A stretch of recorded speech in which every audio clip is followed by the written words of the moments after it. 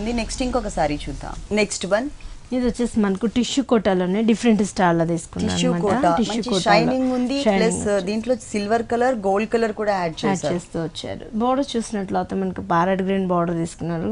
దానంతా కూడా మనకి ఏంటంటే golden border and parrot green borders అనేది మనం హైలైట్ తీసుకుని మిడిల్ పార్ట్ లో చూసినట్లయితే మొత్తం నార్మల్ గా కూడా మనకు టిష్యూ అనేది యాడ్ చేస్తూ వచ్చారు. దీంట్లో కూడా ఏంటంటే మనకు వేవ్ డిజైన్ ఇచ్చారు అనమాట. ఆ వేవ్ లో కూడా ఏంటంటే హాఫ్ వర్క్ మనకు సిల్వర్, హాఫ్ వర్క్ మనకు గోల్డ్, ఇలా మనకి వేవ్ డిజైన్ అనేది సారీ అంతా కూడా ఇలానే రన్ అవుతూ వస్తుంది. ఓకే, ఫుల్ ఫుల్ ఇలానే ఉంటుంది. పైన ఏదైతే మనం బోర్డర్ చూసామో ఇదే బోర్డర్ యాజ్ ఇట్ ఈస్ గా సెకండ్ వైపు కూడా ఇచ్చారు. పళ్ళ వచ్చేసి మనకు బోర్డర్ లో తీసుకున్నట్టే మనకు ప్యారెట్ గ్రీన్ ఇచ్చేసి మిడిల్ పార్ట్ లో ఇటు సైడ్ మనకు గోల్డెన్ అనేది ఇచ్చారు.